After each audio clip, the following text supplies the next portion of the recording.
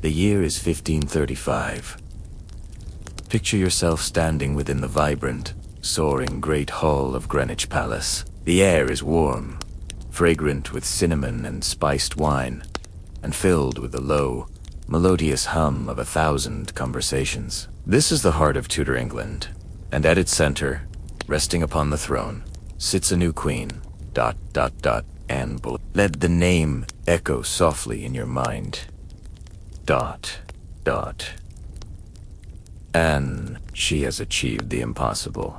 For nearly 7 long years, she stood against the greatest political and spiritual powers of Europe, enduring scandal, opposition, and the towering wrath of the Holy Roman Empire. Now, she is Queen of England, and the very structure of the English Church has been reshaped around her presence. This is her apex. Her moment of highest ambition realized. Close your eyes now, and visualize the scene. Anne is dressed in the magnificent fashion of the French court she so adored. Her gowns are rich with pearl embroidery. Her famous dark hair is often encased in a jeweled gable hood, framing a face that was not conventionally beautiful, but renowned for its charisma and its eyes dark, sparkling, and full of quick intelligence. She is vibrant, witty, and deeply engaged in the politics that secured her crown. Her court is a nest of the new learning, and is a formidable patron of the Reformation. Unlike the quiet piety of the queen who preceded her, and actively reads and discusses scripture, she sends out reformed pamphlets. She protects and promotes scholars and churchmen who desire reform. Her influence is the single greatest engine driving the break from Rome.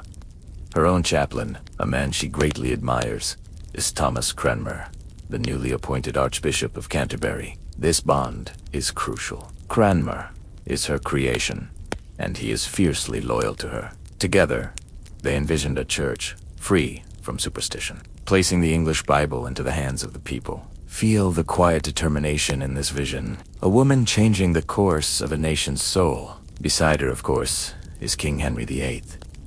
At this time, he still wears his love for Anne like a visible cloak of pride. He risked everything: his soul, his kingdom's peace, his standing with other kings to make her his wife and his queen. In 1535, she is not merely his consort. She is his political partner, his intellectual equal, and the mother of his heir presumptive, the Princess Elizabeth.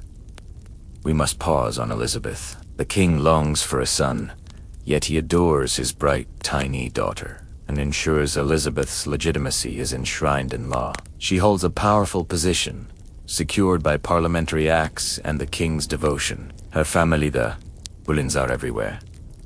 Her father, Thomas Boleyn, is Earl of Wiltshire and a key diplomat. Her talented brother, George Boleyn, Lord Rochford, is a favorite companion of the king and a skilled orator. The Boleyn faction is at its strongest, seemingly untouchable. Yet, history holds its secrets, even in moments of triumph. Beneath the glittering surface, the political ground is shifting, subtly, like sand under the tide. Consider the enemies she has made through her rise. Every cardinal, every prince, every conservative nobleman who supported the previous queen. Catherine of Aragon silently waits for Anne to stumble. They whisper of her arrogance, her French ways, and her perceived failure to produce the essential male heir. And perhaps most dangerously, Anne herself is too active, too political. She does not confine herself to needlework and prayer, as the king secretly wishes.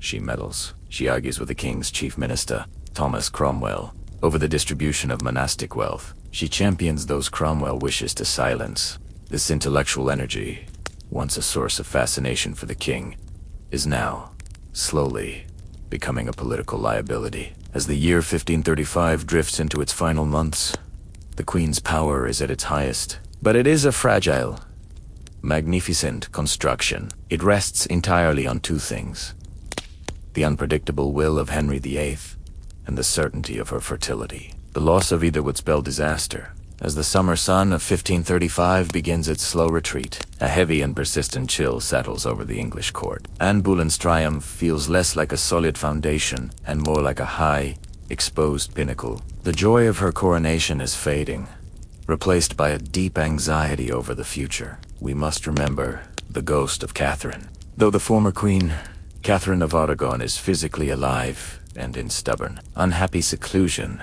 Her spirit looms large over Anne's court. She remains a powerful symbol for all those who resist the break from Rome.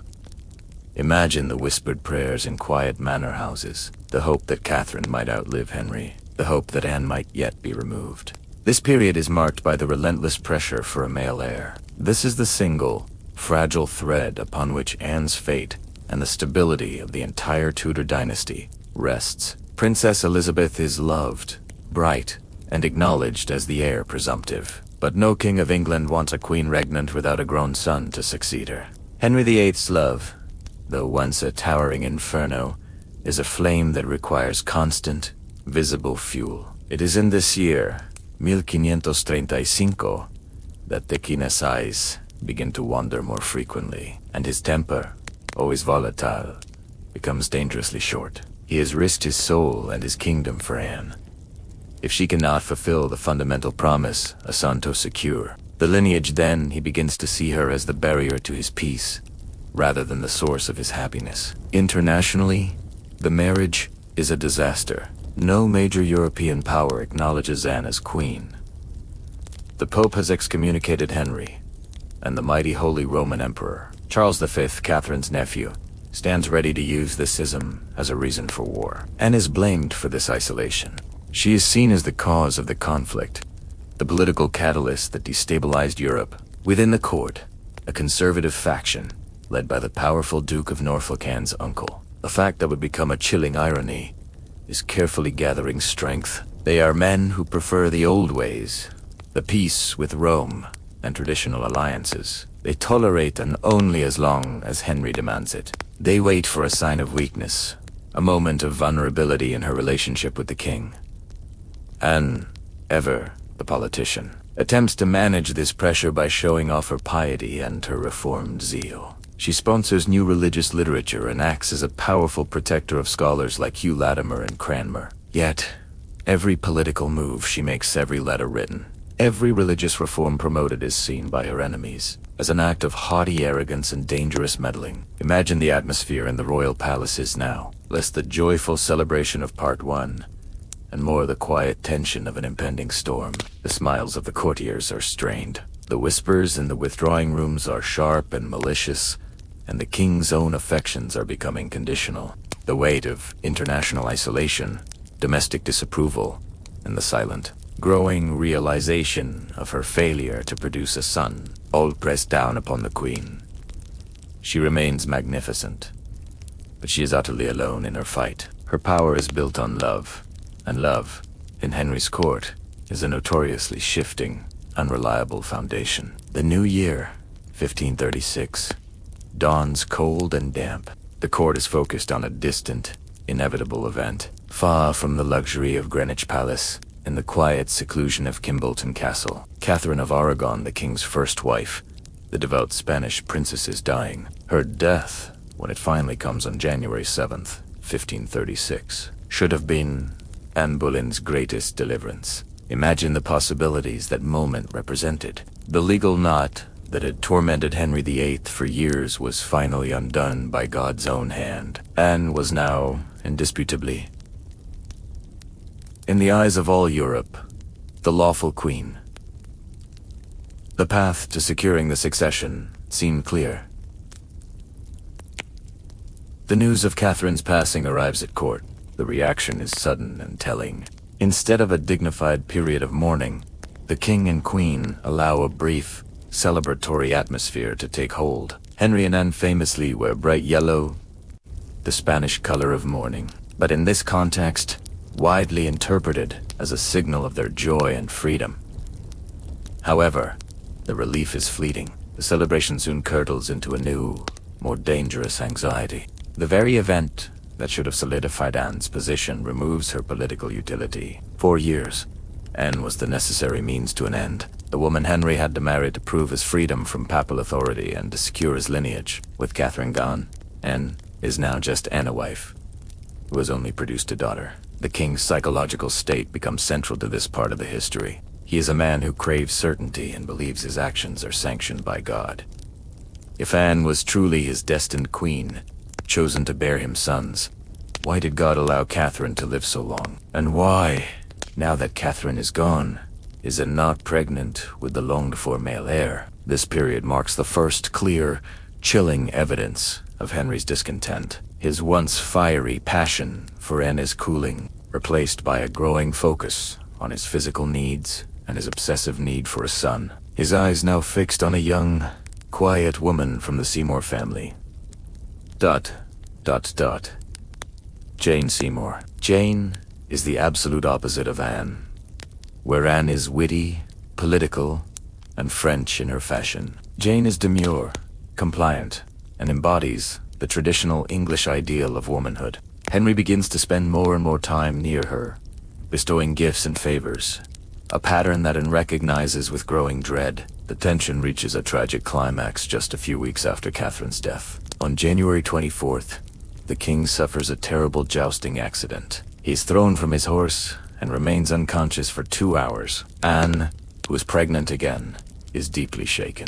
The fear of Henry dying without a settled succession, leaving her and Elizabeth vulnerable to their enemies, is immense. Within days of this terrifying incident, on January 29, 1536, Anne suffers a catastrophic setback. She miscarries a male fetus. This is the true turning point of her life. The loss of the Boytha son that would have secured her marriage in her life is catastrophic. It is not just a personal tragedy. It is a political failure. Henry's reaction, which quickly became legendary, seals her fate. He enters her chamber and bitterly declares that he believes God will not give him sons by her. In Henry's mind, the failure now lies solely within it. The ghost of Catherine is gone, but the spectral judgment of God remains. The king needs a new wife, and he has already chosen her. We rest now in the final, cold days of January 1536. The brief, ill-advised celebration over the death of Catherine of Aragon has been brutally interrupted, first by the king's terrifying jousting accident, and then by a profound personal tragedy for Anne. On January 29th, the Queen suffers a miscarriage. Imagine the profound silence that falls over Greenwich Palace. It is not merely the silence of grief, but the silence of doom. The child lost is believed to have been a male fetus. This was the very son for whom Henry VIII had moved heaven and earth, destroyed a marriage, and severed England from the authority of Rome. The boy was the absolute guarantor of Anne's future. For Anne, the loss is crushing. She knows the stakes better than anyone. She is not just mourning a child. She is mourning her security and her life. She attempts to rationalize the loss, whispering to those around her that the shock of the king's jousting fall must have been the cause. The fear, the trauma, was simply too much for her to bear. But King Henry VIII views the miscarriage through a very different, very dangerous lens. In his mind, everything is a matter of divine will and just punishment. He had taken Anne as his wife, believing God would bless their union with the promised son. He had even received Cranmer's blessing, yet, after years of trying, and now with his first wife finally dead, this son is still denied to him. The famous historical account tells us that the king came into Anne's chamber, not with comfort, but weak, cold, bitter accusation. He stated his chilling conclusion, that God would not give him male children by her. This pronouncement is the historical marker for the true moment of Henry's decision. It is no longer a question of passion or politics. It is a question of divine failure. In Henry's eyes, the only logical conclusion is that the marriage to Anne must have been sinful or unlawful from the very beginning. He begins to speak openly of his concern that he has been seduced by Anne's sorcery. Let us pause on the emotional shift now. The king's love, once a shield, is now a weapon. This tragic miscarriage immediately opens the door to her rivals, the Seymour family, the parents and brother of Jane Seymour C. Their opportunity. They begin to push Jane more visibly into the king's path. Jane is positioned as the quiet, fertile alternative, the woman who would restore peace and order to England. The weight of the lost child, the fear of the king's cold withdrawal, and the sudden, chilling realization that her great, magnificent ascent is ending, all bear down upon Anne. She is now politically expendable, and worse, she is viewed by her husband as cursed. The political enemies, who had been whispering in the shadows, now find their voice. The miscarriage provides the necessary pretext for action. The failure of the Queen is now public, undeniable, and interpreted by many as a sign that the entire tumultuous 7-year courtship and marriage had been a terrible, tragic mistake. Allow the quiet despair of that royal chamber. The cold realization of hope shattered ... To ease your mind now, the stage for the great political betrayal is set. Rest in this moment of final, painful clarity. The cold shock of the miscarriage has broken the delicate bond between Henry and Anne. Where once there was a revolutionary passion, there is now an opening a vacuum that Henry's restless heart and demanding needs rush to fill. The king's focus now rests almost entirely upon Jane Seymour. Imagine Jane now. She is in her mid-20s, a lady-in-waiting to Queen Anne, and she represents everything Anne is not. Jane's appearance is often described as fair and pale, with a quiet, gentle demeanor. She embodies the traditional, demure English ideal of womanhood, reserved, obedient, and seemingly uninterested in the thorny politics that Anne so eagerly embraced. Her family, the Seymours, led by her ambitious brothers, Edward and Thomas, understand the king's needs perfectly. They strategically position Jane as the While Anne argued with Henry over the distribution of church wealth, Jane offered silent, respectful listening. Where Anne wore dazzling, sophisticated French gowns, Jane dressed in modest, high-necked English fashion. Her motto, which she would later adopt, spoke volumes.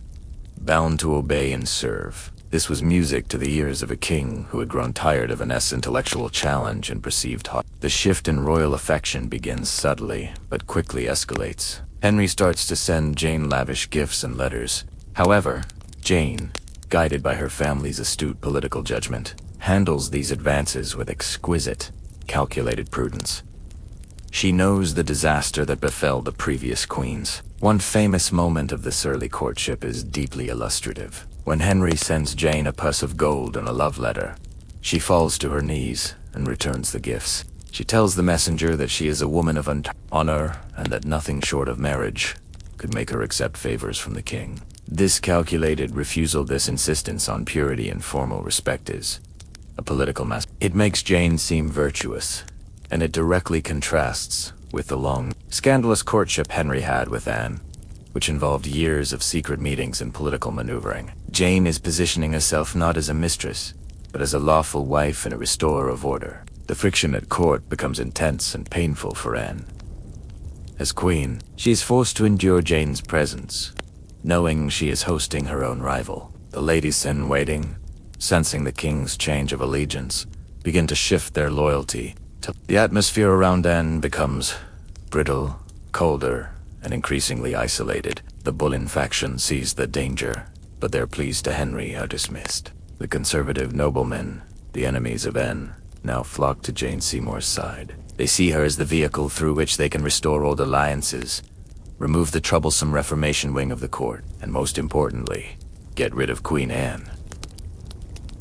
Jane's chamber becomes the silent, powerful countercourt to Anne's own royal presence. The tension of these months, February, March, and April of 1536 is the tension of a rope stretching to its absolute limit, and is losing the king's love, the support of the court, and the political trust of her ministers. With Jane Seymour providing a silent, perfect alternative, Henry has everything he needs to move forward. The stage is set for the final, devastating act of political betrayal. In the early months of 1536, while the court whispers and the king watches Jane Seymour, the most powerful man in England is silently weighing his options. This man is Thomas Cromwell, the king's chief minister, the architect of the Reformation, and the master of political survival. Cromwell is a genius of administration, a man who rose from humble origins to stand second only to the king. He had, in fact, been a longtime ally of the Boleyn family. He orchestrated the parliamentary acts that secured Anne's title and legitimacy. He saw Anne as the protector of his Protestant reforms, a powerful shield against the conservative forces in the kingdom. But by early 1536, the alliance is fractured. Anne, whose intelligence matched her ambition, had begun to argue fiercely with Cromwell. Their feud was not personal, but political. revolving around the distribution of wealth from the dissolved monasteries. Cromwell sought to keep the immense wealth flowing into the king's treasury, which secured his own power. And, however, wanted to see some of that money used for charity and education, promoting her own vision for a reformed, pious England. This public, heated disagreement proved fatal. Cromwell realized that Anne, with her sharp mind and royal access, was becoming a dangerous rival, an unpredictable force threatening his meticulously constructed system of governance. The catastrophic miscarriage in January presented Cromwell with a brutal choice: support the failing queen and risk the king's displeasure, which meant losing his own head and his reforms, or sacrifice the queen and regain the king's favor, ensuring the survival of the Cromwellian government. Cromwell chose survival. The moment he realized the king's affection had irreversibly shifted to Jane Seymour, Cromwell began his cold, precise, political calculation. If Henry wanted a new queen, Cromwell would be the man to clear the path, thereby proving his absolute loyalty and making himself indispensable once again. This decision was not made out of personal hatred, but out of political necessity. Cromwell's mind, always running like a highly efficient machine, swiftly moved from defense of the queen to her destruction. He began to gather information.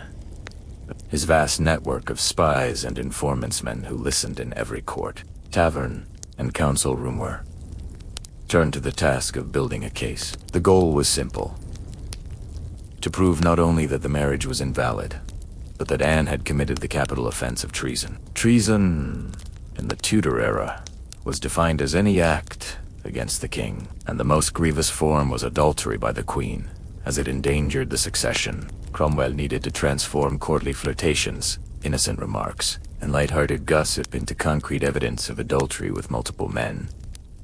Imagine the quiet, methodical process now. Cromwell sitting in his office, sifting through reports, looking for names.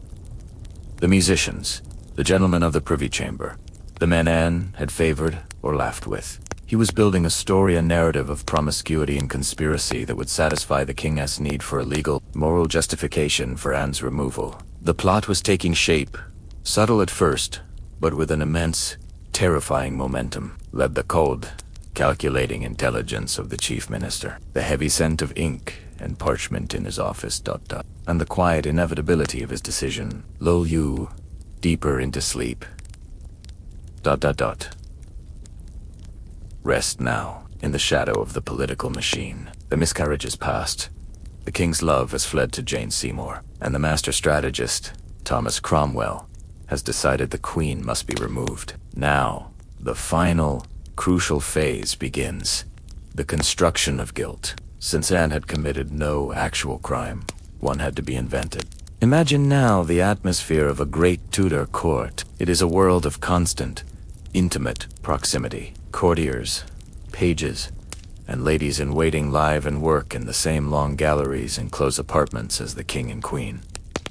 Every glance, every laugh, every light touch is observed and commented upon. Anne Boleyn, having been educated in the French court, was known for her vivacious and free-spirited demeanor. She was quick to engage in intellectual debates and witty repartee. She was known to be generous with her favors, not romantic favors, but political patronage and friendly conversation to the gentlemen of the Privy Chamber, the men who served the king most closely. Cromwell's task was to take these innocent, commonplace court behaviors and twist them into evidence of adultery. Adultery committed by a queen was, by definition, treason, as it introduced doubt into the royal succession and threatened the stability of the realm. Cromwell's agents began to focus on the queen's favorites, transforming friendship into infidelity. Consider Sir Henry Norris, the groom of the stool.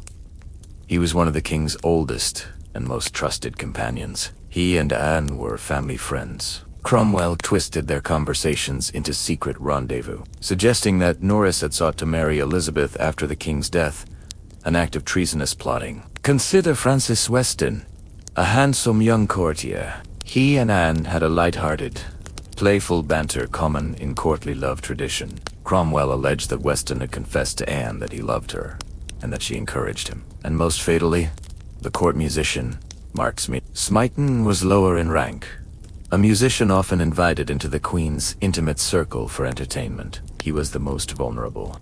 Cromwell needed a confession to anchor the entire plot, and Smitten, lacking the powerful family and political influence of the other men, was the perfect target for coercion or torture. The dates used in the indictment were stretched back months and even years, encompassing a period when Anne was either pregnant, ill, or politically untouchable.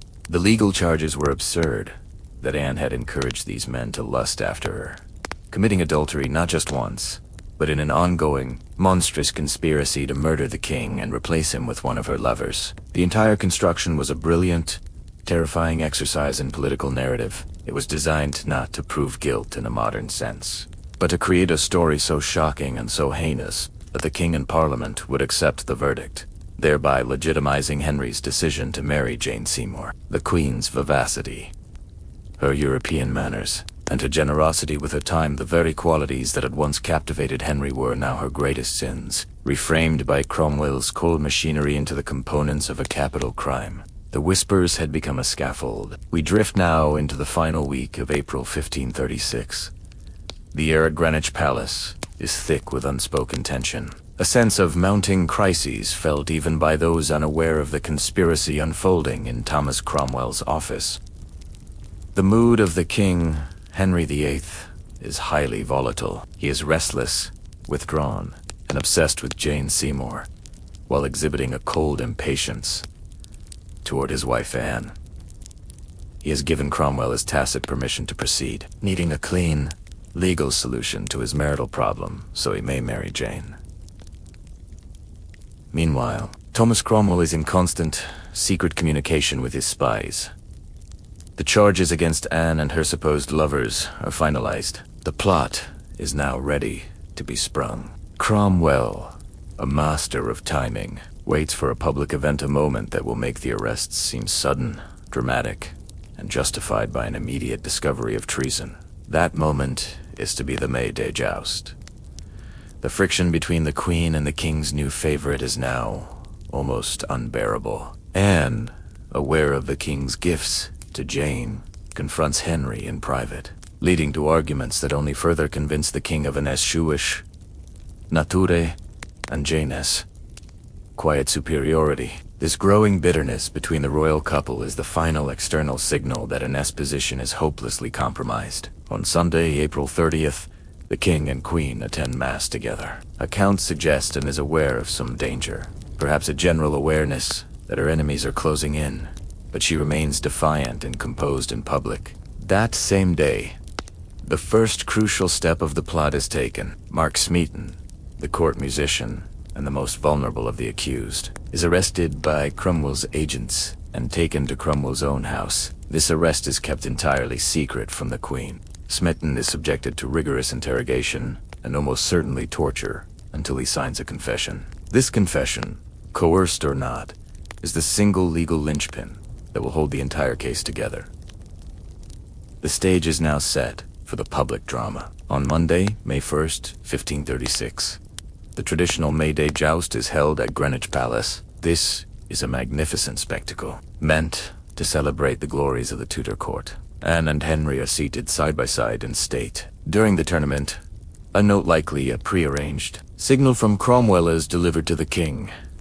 The note contains the final evidence, or perhaps the signed confession of Henry. Reading this note, immediately rises from his seat, his face contorted in an expression of shock and outrage, and abruptly leaves the joust. The king takes with him Sir Henry Norris, the groom of the stool and Anne's close friend, riding rapidly back to London, subjecting Norris to a furious, private interrogation. The king offers Norris a chance to save himself by confessing his guilt with the Queen. Norris, a man of honor, refuses to confess, insisting on the Queen's innocence. This refusal forces Cromwell to proceed with the full charges. The entire court is left stunned, the music and the spectacle halting in confusion. The Queen, bewildered and terrified, watches her husband and closest friend ride away, leaving her utterly exposed. The rope has tightened. The prelude is over. By the morning of May 2nd, the political conspiracy will explode into open judicial action. Imagine the scene at Greenwich Palace now. The afternoon sun is bright, glinting off the polished armor of the noble challengers. The wooden stands are packed with hundreds of courtiers, musicians, and servants. The sound is a blend of cheering, trumpets, and the heavy thud of lances meeting shields. This is the May Day joust, the centerpiece of the spring calendar, a glorious celebration of Tudor chivalry. In the center of the royal viewing box sit King Henry VIII and Queen Anne Boleyn. Anne, though privately aware of the rising tension and the king's coldness, appears magnificent, asserting her position as queen. Henry, however, is restless. He has the weight of Cromwell's final report and Mark Smeaton's confession to flimsy, coerced legal foundation for Anne's destruction in his possession. The joust proceeds for a time. Then, at the height of the spectacle, the final, predetermined blow falls. A messenger discreetly guided by Cromwell's agents delivers a small, rolled piece of parchment directly to the king. Henry reads the note. In an instant, the king's entire demeanor shifts. His face, which was perhaps stern, becomes contorted in a terrifying mask of outrage and cold fury. This is the moment when the public pretense of the royal marriage is shattered. Without a word to Anne, Henry rises abruptly from his throne, signaling the immediate end of the joust. The trumpets fall silent. The crowd, sensing the extraordinary nature of the king's mood, freezes in stunned confusion. Henry then calls two men to his side. Sir Henry Norris, the Queen's friend and one of the accused, and another trusted companion. He mounts his horse and, bypassing the stunned Queen entirely, rides away from Greenwich Palace toward Whitehall, taking Norris with him for a desperate, private interrogation on the road. Now, let your mind settle on the Queen's experience, and Boleyn is left alone in the royal viewing box. The crowd is staring. The music has stopped. The absolute silence that follows the king's departure is far louder and more devastating than any accusation. This deliberate, public act sends an unmistakable political message to every soul at court. The Queen is disgraced. By abandoning her at a public spectacle, Henry demonstrates his utter rejection. It is a calculated and humiliating display designed to show the world that Anne is no longer under his protection. Treason is alleged. The sudden arrest of Norris, one of the king's favorites and a man known to be close to Anne, signals that the cause is not mere infidelity, but a capital offense against the crown. The new direction is clear. Every court here knows Henry's mind. They know he is tired of Anne and favors Jane Seymour. The king's action gives official, public sanction to the Queen's enemies. The conservatives know now that they can safely turn against her. For Anne, the moment is one of profound, terrifying realization. She is witnessing the instantaneous collapse of her life, her power, and her protection. She leaves the jousting grounds and returns to her royal lodgings, now entirely aware that the political game is over. She is alone, and the full machinery of Cromwell's conspiracy is moving toward her, propelled by the king's rage and his ambition for a new wife. The king has ridden away from the joust, signaling to the entire court that Anne Boleyn is in disgrace. The night of May 1st, 1536, becomes the time of the dominoes falling. The coordinated arrests orchestrated by Thomas Cromwell to give the appearance of a swiftly uncovered plot. The first domino, and the most crucial to the entire conspiracy, is the musician, Mark Smeaton. Smeaton was a talented artist, an organist, a lutenist, and a man of modest social rank. He was favored by the Queen for his skills, often brought into a private circle for entertainment. Because he lacked powerful family connections, he was the easiest target for coercion. He was arrested privately on April 30th and taken to Cromwell's residence for immediate interrogation. Imagine the atmosphere of that private chamber now. The harsh light of candles, the relentless questioning, the pressure and threats wielded by Cromwell's agents. Smeaton was relentlessly pressed to confess to a relationship with the Queen. He was the only man to confess. Historians widely agree that this confession was obtained through torture or severe psychological duress, as his testimony was the weakest and the easiest to obtain. This confession was the linchpin of the entire case. Cromwell needed one person, just one, to admit to adultery with the Queen. Smeaton's signed statement, however false, turned mere gossip into a capital crime in the eyes of the law. Without his admission, the plot would have crumbled. The second crucial arrest is that of Sir Henry Norris. Norris was one of Henry VIII's oldest and most intimate friends, the groom of the stool, a position of immense trust. The king himself took Norris aside after the joust, offering him a terrible choice: confess his guilt with Anne, or face the full charge of treason. Norris, an honorable gentleman, stood firm. He refused to confess, insisting on the Queen's innocence and his own. This refusal meant he had to be destroyed, for his acquittal would have immediately collapsed Smeaton's testimony, and by extension, the entire conspiracy against Next, the Queen's brother, George Boleyn, Lord Rochford, is arrested. His charge is the most monstrous and politically motivated of all: incest with his sister, the Queen. This charge served two purposes. It destroyed the leadership of the Boleyn family in one strike, and it made him appear so morally depraved that any other charge of adultery seemed believable. Finally, Francis Weston and William Brereton, gentlemen of the King's Privy Chamber, both young men who had enjoyed the Queen's light-hearted company, are also arrested. The charges against all five men are essentially the same: that they, seduced by the Queen, committed adultery with her, and by doing so, conspired with her to imagine and perpetrate the King's death. This massive, fabricated conspiracy of incest and adultery was necessary to legally justify the execution of a queen. The swiftness and coordination of these arrests demonstrate the cold calculation of Thomas Cromwell. By the morning of May 2nd, the Tower of London is filling with the Queen's allies, their fates sealed by a coerced whisper. The stage is perfectly cleared for the Queen herself to be taken. The day is Tuesday, May 2nd, 1536. The air in the royal apartments at Greenwich Palace is cold, despite the spring weather.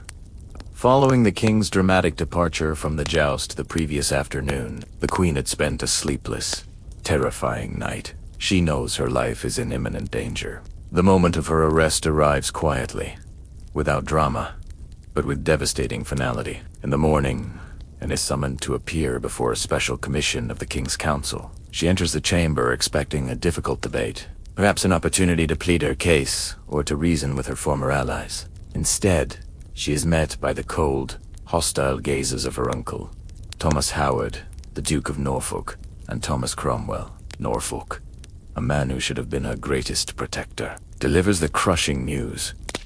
She is placed under arrest on the charges of adultery, incest, and treason. Imagine the Queen's reaction. It is not one of quiet acceptance, but of overwhelming shock, confusion, and raw disbelief. She collapses, crying out for her husband, the King.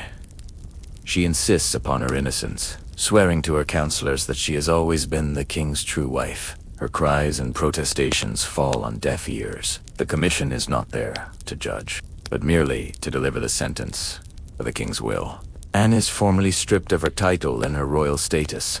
She is then informed that she is to be immediately transported by barge to the Tower of London. This final journey is heavy with tragic irony. Just 3 years prior, Anne had sailed down the Thames in a magnificent state barge, surrounded by glorious pageantry, jewels, and banners, on the eve of her glorious coronation. Now, she is taken down the same river, but the atmosphere is bleak and silent. There is no cheering crowd, no celebratory music only.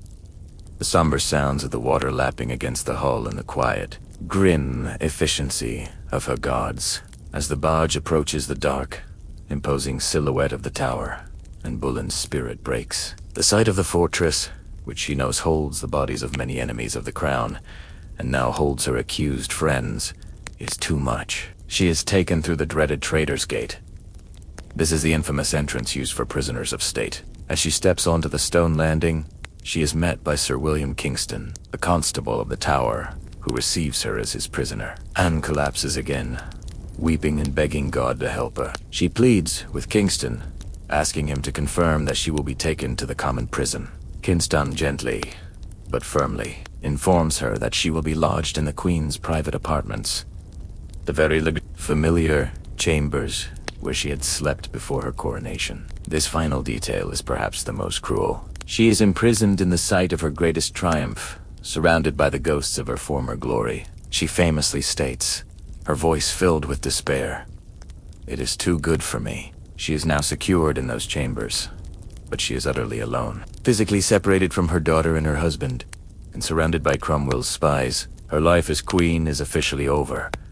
Her final days as a condemned woman have begun. The great wooden doors of the royal apartments within the Tower of London close upon Queen Anne. The luxury of the roomsta, same chambers newly decorated for her. Magnificent coronation just 3 years.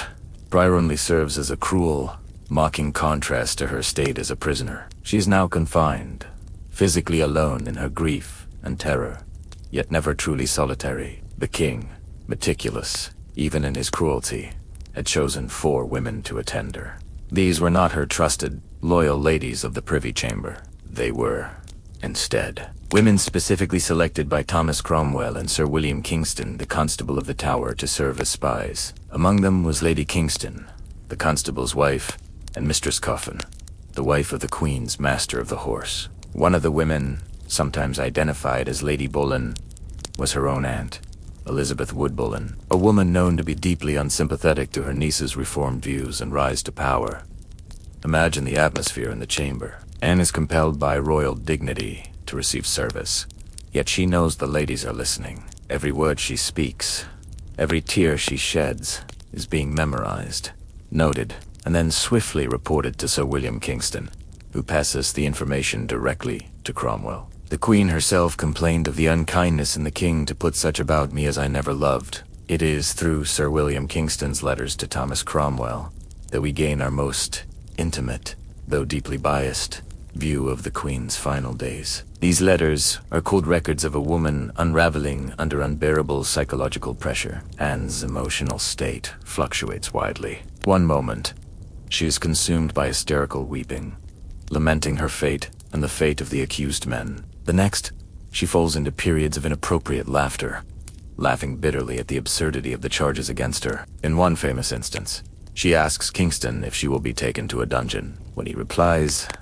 that she will be in the same royal lodging as her coronation, she kneels and weeps, saying, "It is too good for me." Then, suddenly, she laughs, telling him she is as clear of the men's company as sinless, and opens her gown, exposing her body, declaring she has nothing to hide. She frequently asks about the king, grasping onto the desperate, naive hope that he is merely testing her, believing that her innocence will be proven and that he will rush to save her. She cries out for her bishops, trusting that Thomas Cranmer and her other allies will speak to Henry on her behalf. She even speculates about her death, making a chilling prophecy that her execution will bring a great punishment upon England. But the most painful emotional isolation is the absolute loneliness. Her husband is not coming.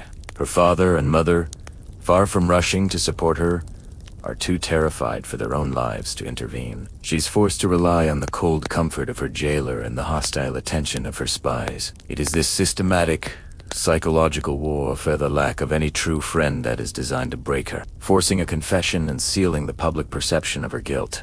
The Boleyn family, as we established earlier, was a powerful, coordinated political machine. Anne had her spiritual and diplomatic influence.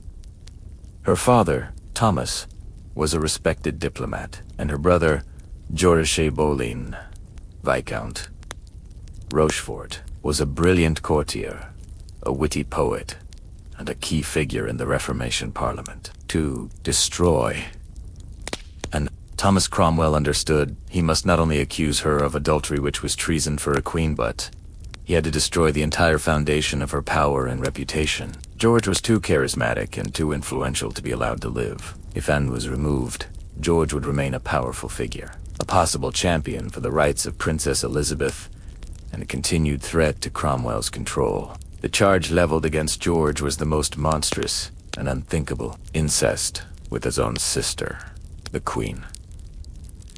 Imagine the absolute horror of this accusation in 16th century England. Incest was not merely a crime. It was a sin of profound moral depravity, a crime so foul it was thought to bring down the wrath of God and the destruction of the natural order upon the entire kingdom. The political purpose of this terrifying accusation was twofold: ensuring destruction, by tying Anne's fate directly to her brother's. The charges ensured that the powerful Boleyn faction was annihilated in one judicial strike. George could hardly be acquitted when the central premise of the prosecution was an incestuous relationship with the condemned Queen. Moral justification. The incest charge served to make Anne seem so utterly vile and unnatural that the public would believe any accusation against her, including the numerous, flimsy charges of adultery with other men. This justified Henry VIII's decision to abandon her completely. It transformed Henry from a fickle husband into a righteous victim of an unnatural, sorceress woman. The evidence presented for this capital charge was pitiful and absurd. The main point of proof centered on George once spending an uncommonly long time alone with his sister in her chamber, perhaps discussing religious texts or political matters, as they often did, being close siblings and intellectual allies. The political reality was that, as the Queen's brother, George was one of the few men who could be alone with her without raising immediate suspicion. George Boleyn, despite the absurdity of the charge, was a man of immense spirit and intellect. At his trial, which followed his sister's, he provided a magnificent, eloquent defense.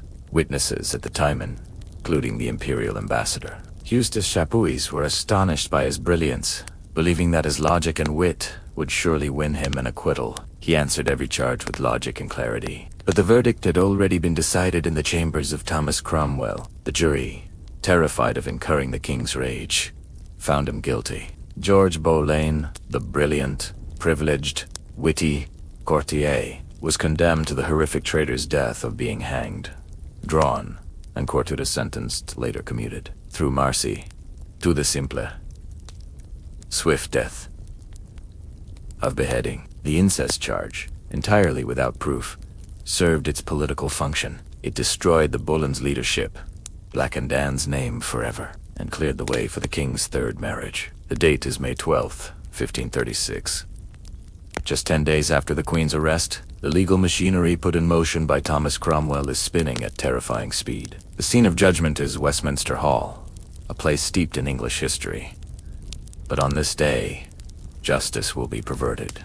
4 of the accused men, Sir Henry Norris, Sir Francis Weston, Sir William Brereton, and Mark Smitner, brought by barge from the Tower of London to stand trial for high treason. They are separated from Anne and her brother, George Boleyn, because as gentlemen and commoners, not of the higher aristocracy, they are subject to a different legal process.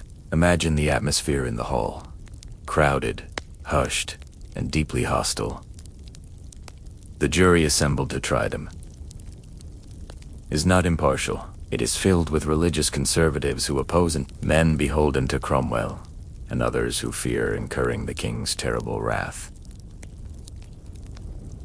Justice is not the goal. Conviction is the requirement. The trial proceeds with brutal efficiency, following the legal custom of the time. The accused men are denied counsel. They are not informed of the specific evidence against them beforehand. They can only react to the accusations read out by the Crown Prosecutor, a difficult task even for the sharpest legal minds. The charges read are shocking: that the men, seduced by the Queen, committed adultery with her on various dates, and that this constituted high treason because it threatened the royal succession and conspired toward the king's death.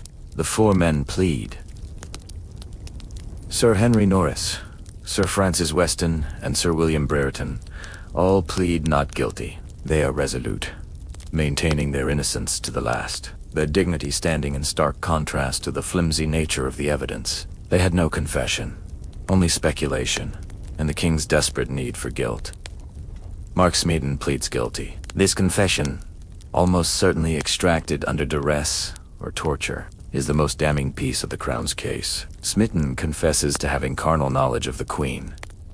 Without this one admission, the entire prosecution against the other men, and by extension the Queen, would have collapsed. The court accepts Smeaton's coerced confession as fact. The defense of the other 3 men, based on honor and truth, is dismissed as irrelevant against the political will of the Crown. The Imperial Ambassador Lustacy, an eyewitness and a sworn enemy of Anne, writes that the men were condemned upon presumption and certain indications, without valid proof or confession except for Smeaton. The verdict is predictable and instantaneous.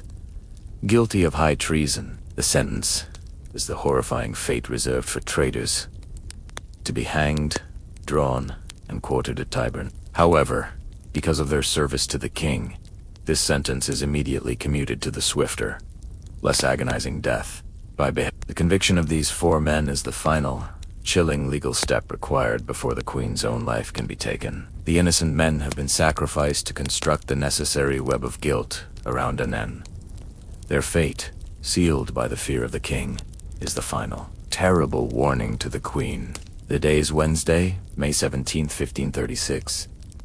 The grim business of the crown is carried out on Tower Hill, the public execution site, just outside the tower walls. The crowd gathered is large and somber, witnessing the spectacle designed to justify the Queen's imminent demise. 5 men are brought forward: George Boleyn, Lord Rochford, Sir Henry Norris, Sir Francis Weston, Sir William Brereton, and Mark Smeaton. All 5 have been spared the full horror of the traitorous death, and will meet their end swiftly by the axe. Yet, before the executioner can act, tradition demands that the condemned men deliver a scaffold speech. These final words, spoken often under duress, and always with a political aim, are crucial. The central goal of these speeches is not to proclaim innocence, which would anger the king and endanger their families, but to submit to the king's judgment, confess their general sinfulness, and acknowledge that they die according to the law. The speeches of the 3 gentlemen Norris, Weston, and Brereton are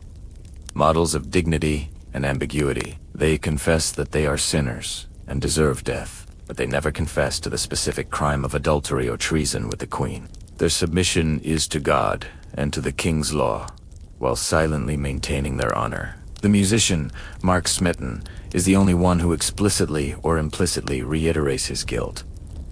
Having confessed earlier, his brief, final words are lost to history, but his earlier coerced confession ensures he dies for the role he was forced to play. The most important and most defiant speech comes from George Boleyn, Lord Rochford. George, the witty, sharp-tongued courtier, is determined to use his final platform to speak not just for himself, but for his family's cause. He admits that he is a sinner, but he refuses to confess to the monstrous crime of incest. Instead, he uses his final moments to deliver a coded defense of the Reformation, urging the crowd to read the gospel and trust in God's mercy rather than the king's law. He dies with bravery, his head falling beneath the axe. The deaths of these 5 men are not just a political spectacle. They are a devastating psychological blow to Queen Anne, still locked in her lodgings nearby. She has been told they are to die, and she knows that, with their passing, her last hope of salvation, their potential testimony,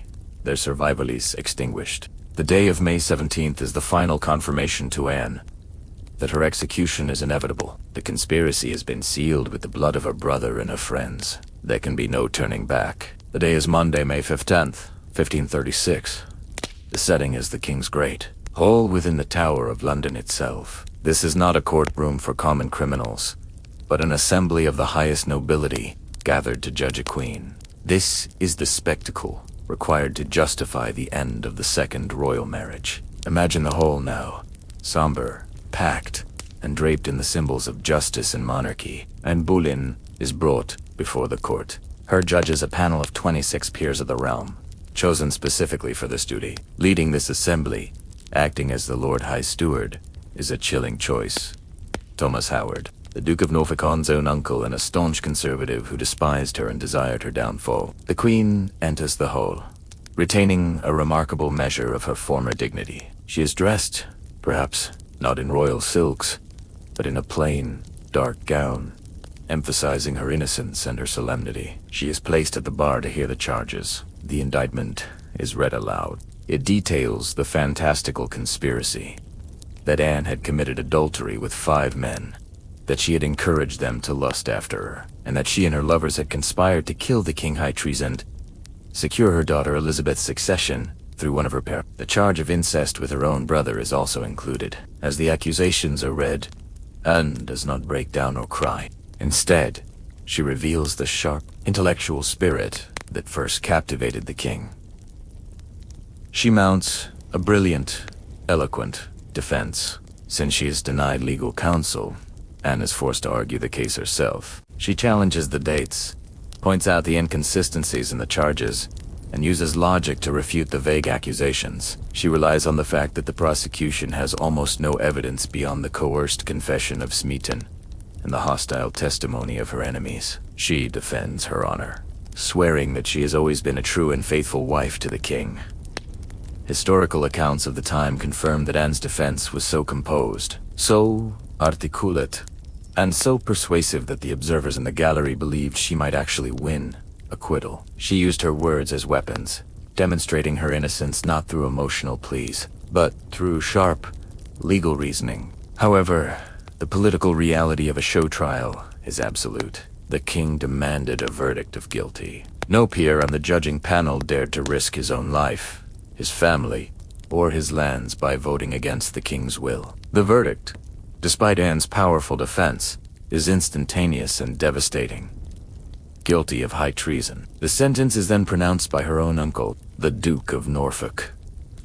Anne is condemned to be either burned or beheaded at the king's pleasure. Upon hearing the sentence, Anne remains calm. She offers a final, dignified prayer, appealing not to the earthly king, but to God, asserting her innocence one last time before she is led back to her silent prison in the Tower. The day after Anne Boleyn was condemned to death for high treason, another, quieter proceeding took place, one that revealed the true, chilling motivations of King Henry VIII. While Anne was awaiting the axe in the Tower, her friend and ally, Archbishop Thomas Cranmer, was forced to preside over a special ecclesiastical court at Lambeth. The purpose of this court was to declare the marriage between Henry VIII and Anne Boleyn null and void from the very beginning. Imagine the absolute legal paradox now. Anne had been found guilty of adultery and incest crimes that could only be committed if she were, in fact, the lawful wife of the king. The foundation of the treason charge was that her lovers threatened the royal succession, yet Cranmer's court was forced to rule that the marriage was never legal in the first place. The purported grounds for the annulment were vague and complex, likely centered on a pre-contract Anne may have had with the Earl of Northumberland years earlier, or perhaps citing the king's own prior sexual relations with Anne's sister, Mary Boleyn. The result of this annulment was devastating and politically necessary for Henry. Legal erasure. By declaring the marriage null, Henry could claim he had not been married to a traitor. He had simply been deceived. This conveniently cleansed his conscience and further justified his immediate decision to marry Jane Seymour. The folly of the break. It subtly undermined the immense political upheaval of the previous years. If the marriage was null, then the king's break from Rome, which occurred solely to marry Anne, was rendered meaningless in terms of securing a valid royal marriage. The fate of Elizabeth. This was the cruelest consequence. The annulment retroactively declared that the marriage had never existed. Therefore, Anne's daughter, Princess Elizabeth, was no longer a legitimate royal heir. She was declared a bastard, just as her half-sister Mary had been, and was legally removed from the line of succession. The Queen, confined and facing death, agreed to the annulment. She knew that by cooperating, she might secure a last, small mercy for herself. A private, swift execution, or, more importantly, a measure of peace and safety for her daughter. She chose to give up Elizabeth's legitimacy in a final, desperate bargain. This entire legal maneuver was a final act of total, historical erasure. Henry VIII wanted a not just executed, but completely unwritten from his life and the history of England, taking the crown princess with her. The paradox remains one of the most chilling historical facts of her final days. She died as a traitor for betraying a man she was legally found never to have been married to at all. The day is Thursday, May 18th, 1536. The Queen is informed that her execution is set for that morning. She has spent the night preparing her soul, making her peace, and saying her final prayers. She is prepared to face the block, but the execution does not happen. Anne is informed that her death has been postponed until the following day, Friday, May 19th. The reason given is the delayed arrival of a specialist executioner. This postponement, whether accidental or intentional, subjected Anne to a terrible form of psychological torture. The mind, having braced itself for the final end, is now forced back into the agony of waiting. The anxiety and terror of the final hours are prolonged, stretched out by the king's schedule. In the midst of this profound anguish, an unexpected detail provides a moment of chilling focus. The king has granted her a special mercy. Henry VIII, wishing for a quick and less gruesome end for the woman he had loved, arranged for a highly skilled swordsman to be brought over from Calais then in English territory in France. This was a significant act, as executions in England were almost always carried out by the axe, a notoriously clumsy and often slow instrument. The French sword, wielded by a professional, offered a swift, clean, and certain death, and is informed of this final, strange act of mercy. Her reaction is recorded by Sir William Kingston, the Tower Constable, and it has become one of the most famous historical anecdotes of her life. Instead of relief, Anne bursts into a moment of gallows humor. She laughs, not out of joy, but from the depths of her emotional exhaustion, and she touches her slender neck, saying, "I hear say the executioner is very expert, and my neck is very small. I shall not have much pain, for I have but a little neck." This dark, quiet humor reveals her state of mind.